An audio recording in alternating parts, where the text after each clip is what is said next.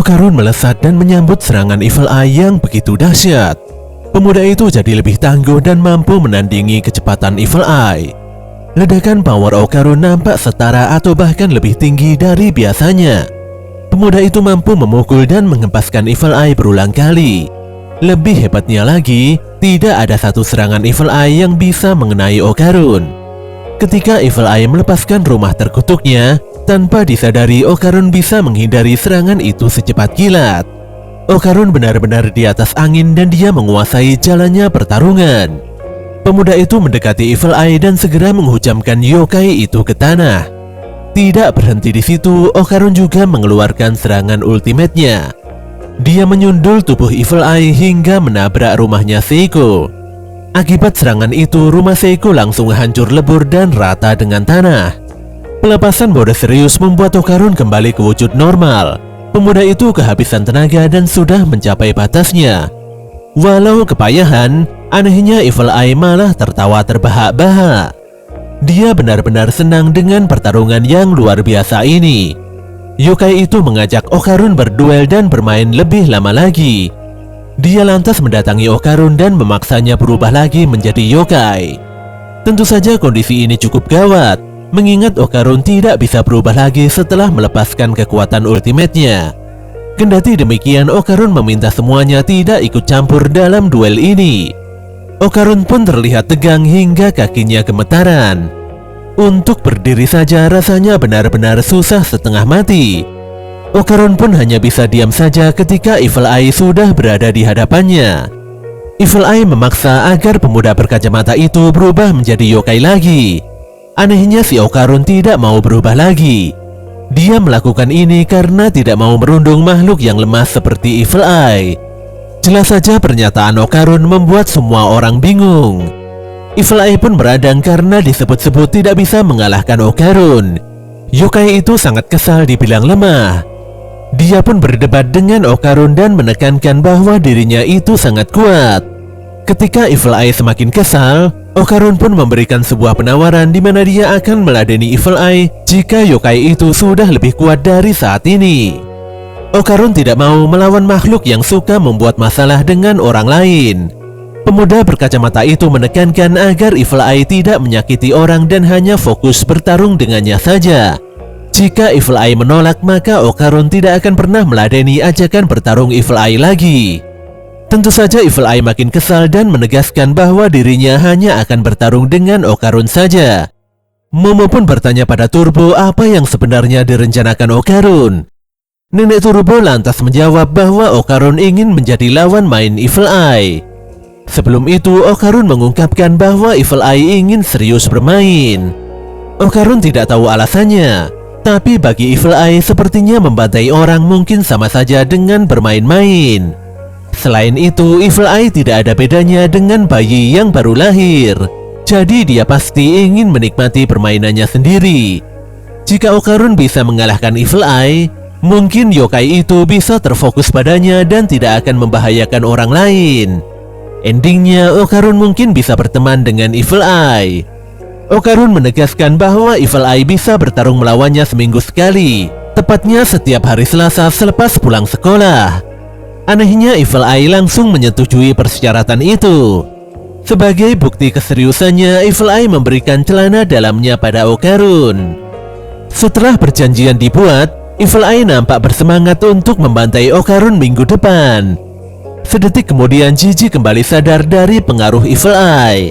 Jiji nampak terharu setelah Okarun berkata bahwa dia tidak akan menyakiti orang lain lagi.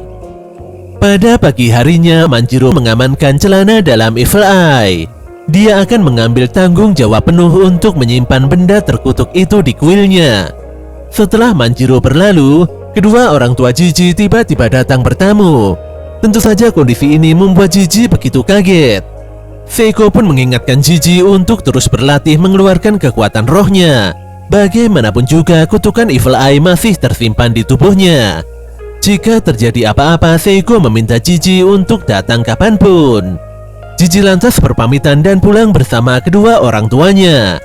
Selepas itu, Aira mengajak Okarun pulang. Momo pun berterima kasih atas bantuan Okarun dan Aira. Tapi sebelum itu lagi-lagi terjadi pertikaian sengit antara Momo dan Aira. Sadar kalau rumahnya sudah hancur lebur tidak karuan, Seiko pun mengajak semuanya pergi ke pemandian air panas agar tetap waras. Mereka memanjakan diri dengan berendam dalam air panas, makan siang bersama serta menggunakan mesin pijat otomatis. Walau badan sudah enakan, tapi Seiko dan Momo kembali kepikiran dengan rumahnya. Bagaimanapun juga rumah itu perlu dibangun ulang karena kondisinya sudah sangat rusak parah. Selain itu, Seiko juga sudah tidak punya uang. Semua uangnya sudah dihabiskan saat di pemandian air panas tadi. Sisanya mereka hanya perlu berserah diri pada Yang Maha Kuasa. Keduanya pun begitu kaget setelah melihat sosok alien aneh di halaman rumah. Dengan refleks mereka berdua menendang makhluk itu hingga berguling-guling di tanah. Sebelum menginterogasi si alien, tiba-tiba saja Okarun dan yang lainnya datang. Ternyata tadi Okarun dan Aira tidak langsung pulang. Okarun nampak kepikiran dengan rumahnya Seiko yang rusak parah. Dia lantas mampir ke rumahnya Piniwini dengan harapan alien itu bisa membantu. Okarun berkata bahwa alien yang ditendang Seiko dan Momo adalah Ludris. Dia adalah temannya Piniwini. Pini berkata bahwa Ludris sangat ahli dalam bangun-membangun.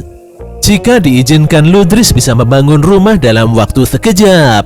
Walau sibuk bekerja, tapi Pini ingin membalas budi. Namun Seiko tidak ingin dikasihani. Dia lantas meminta Pini pulang saja. Tapi Momo berkata sebaliknya, di mana sebenarnya dia dan neneknya membutuhkan banyak bantuan.